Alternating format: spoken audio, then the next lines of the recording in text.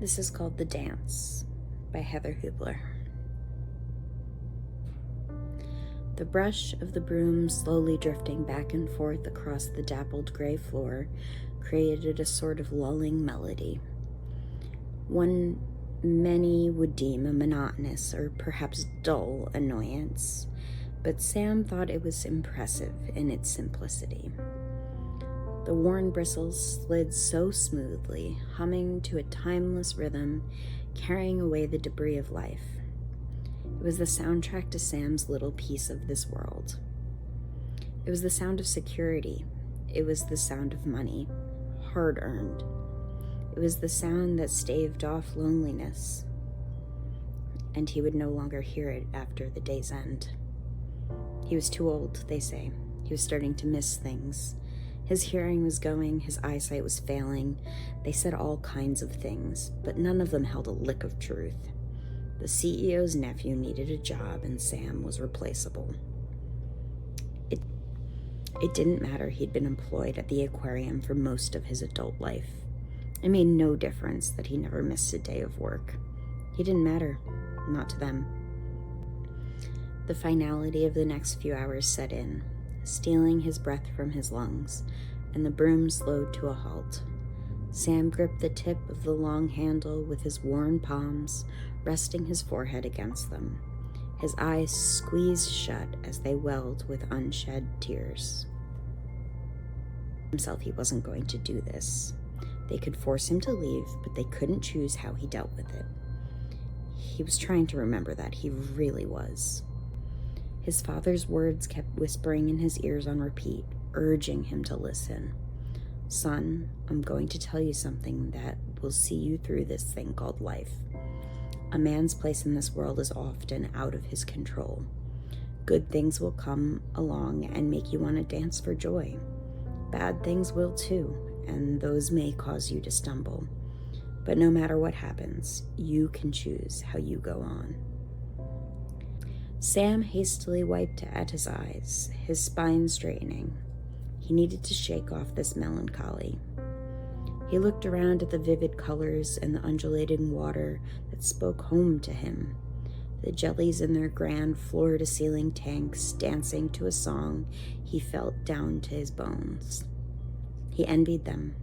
How easy life might be without a heart to hurt, a brain to feel the sting of betrayal, lungs to fill with silent screams. Always on the outside looking in, Sam wondered if that's how the sea creatures felt.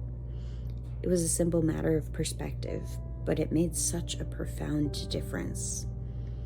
He'd been trying for the last few weeks to imagine what his days would look like without the refuge of this watery haven, and he couldn't.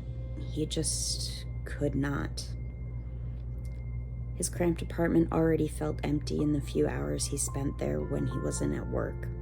No children, no siblings, parents passed on. There were a few neighbors he got on well with, but he wouldn't call them friends. No.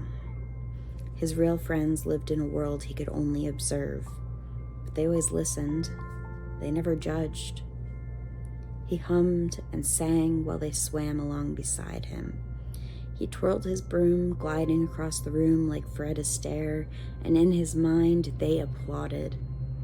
All his dreams, his regrets, his desires, they absorbed it all like sponges, never letting on that they had held his secrets.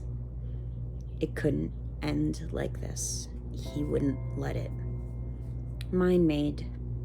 Sam propped his broom against the far wall and sat down on the bench meant for visitors. He drew a deep breath, letting it out slowly, and then bent to unlace his shoes.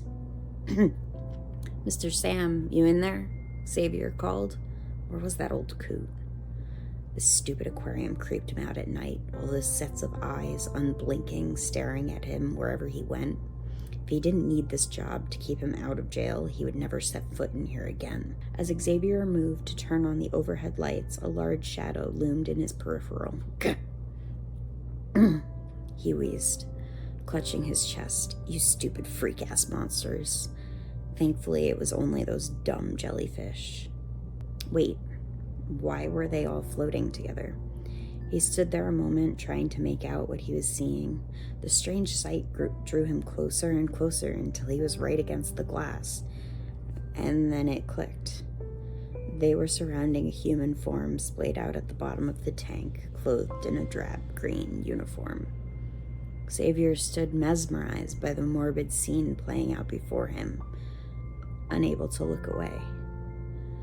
The colorful swarms shifted to and fro as though dancing to a song that played only for them, their long, stinging arms passing over Ashy's skin, causing the steel-gray hair of Sam's corpse to move and sway. It was kind of weirdly beautiful. He wondered briefly if there was anyone who had missed the old man, and then reality came crashing in. Xavier was staying out of jail by the skin of his teeth. It would not look good if he was found there with a dead body. He turned swiftly, moving back through the eerily lit room, leaving Sam to his final dance. The end.